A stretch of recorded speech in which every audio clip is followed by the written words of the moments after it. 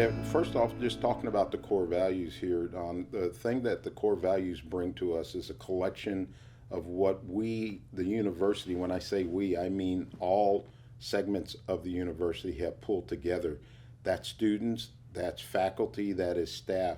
It took a series of months and meetings to make all of that take place. Started off way back in 2020 or 2021, excuse me, where we set up a meeting with about 85 people in the CJ, and we hacked away at what it was that we wanted our core values to be.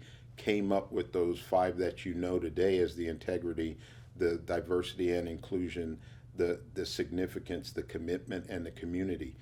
And from there, we started saying, well, what are the behavior characteristics that come with that? Well, that took the meetings that we went around, had town hall meetings with faculty and staff. We had town hall meetings with students.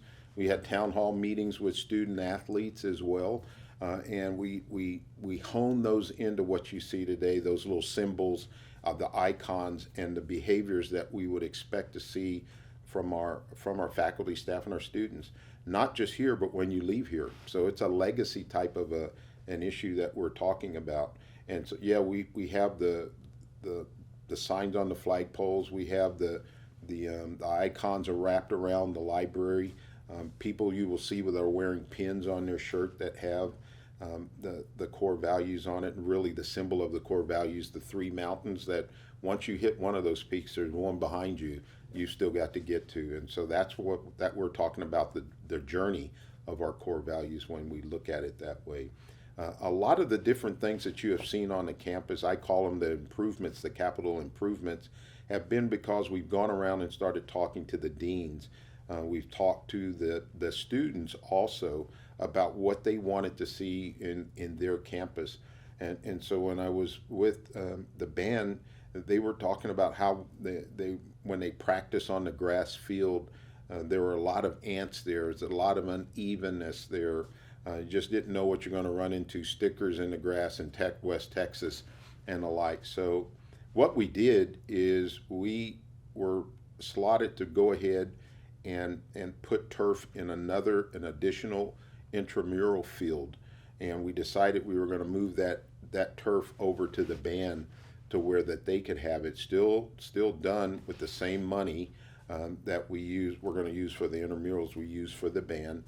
And then what became of that is now the band is able to practice on that field, but also the community also comes and uses that field as well. And so those are all good things that we have going on and are beneficial to us as we move forward here in what we're talking about with our core values. When you start looking at the community and what it is that we want to do for the community, that is also important to us.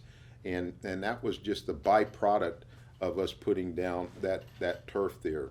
What we're also doing as a result of that is we're looking at building what we call a short game golf course out where we were going to put that turf. And now that we didn't put it there, we have another opportunity to improve some of the things that are going on with our student athletes, and particularly, yet again, our community, because the vision is we hope to finally build a short game, 9-hole, par 3 golf course out there. And so all of those things are coming together that really play into our vision that we have here at Angelo State University that says by the end of this decade, we want to be recognized as an innovative leader. And we emphasize an innovative leader, not the innovative leader.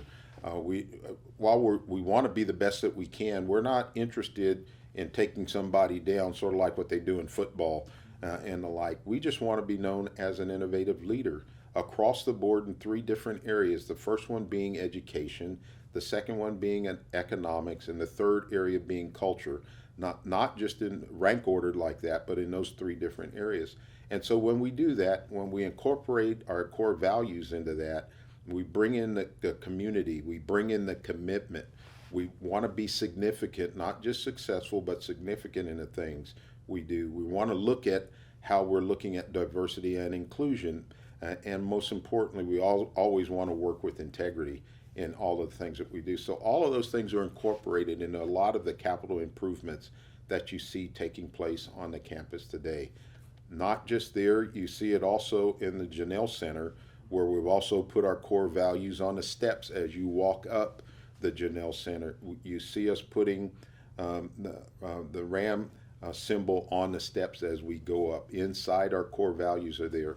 But the Janelle Center is even changing as well to reflect the sports focus that we have taking place in there, whether it's volleyball, whether it is basketball, men's and women's basketball. All of those things take place, and we want to get those symbols up to show that those are the things that we are doing here within the university right now. Long term, we have other areas that we're doing improvements in. The Housley Bell Tower is one of those. Mrs. Housley brought forth this generous donation so that we would build that bell tower on behalf of her husband, her late husband, who passed away. And the one thing, fortunately, I had a fortunate opportunity to meet up with Bob Housley, and he told me during that time frame that one of the things he wanted to talk with me about is putting a bell tower on the campus. And not that I said, well, we're not going to do that anytime soon, but when he passed away and Mrs. Housley came and said that was one of the things she wanted to do, it was an easy decision to make after that. And so those are some of the other capital improvements. Sit right below us is the auditorium that Miss Elta Joyce Murphy has donated funds for us to completely renovate the auditorium. You know, when I was here back in the 70s, early 70s, matter of fact, in 74 when I was taking my art class, we did it down there in that auditorium right there. And I jokingly talk about, you can see the back of my head on the wall because that's what was done there. Well, we want our students to be excited about going into that auditorium and being there. And that's what we're going to be able to do as a result of, yet again, a donation, a significant, generous donation that was given to us to do things around here. It doesn't end there. When you start looking in the different colleges and departments, the department chairs that are going to be named in honor of someone, those types of donations are also coming in.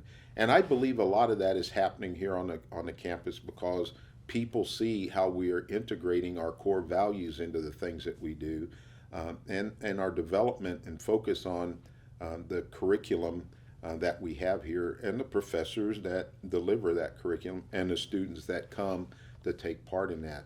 Things like where we have Southwest Airlines partnering with us in our commercial aviation program. Things like our accreditation with through ABET with our civil engineering and our mechanical engineering. Accreditation from the AACSB with our college, Norris Vincent College of Business. All of those things are pluses to the university. You can go over to the nursing side and physical therapy, what we're doing there, getting a doctorate in social work.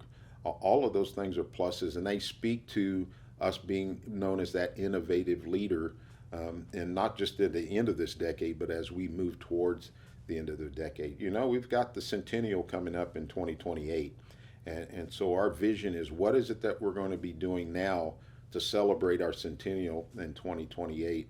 And then more importantly, what are we going to be doing past 2028 to make Angelo State be that innovative leader that is needed here in West Texas, in Texas, and in the country at large? So those are some of those issues right now.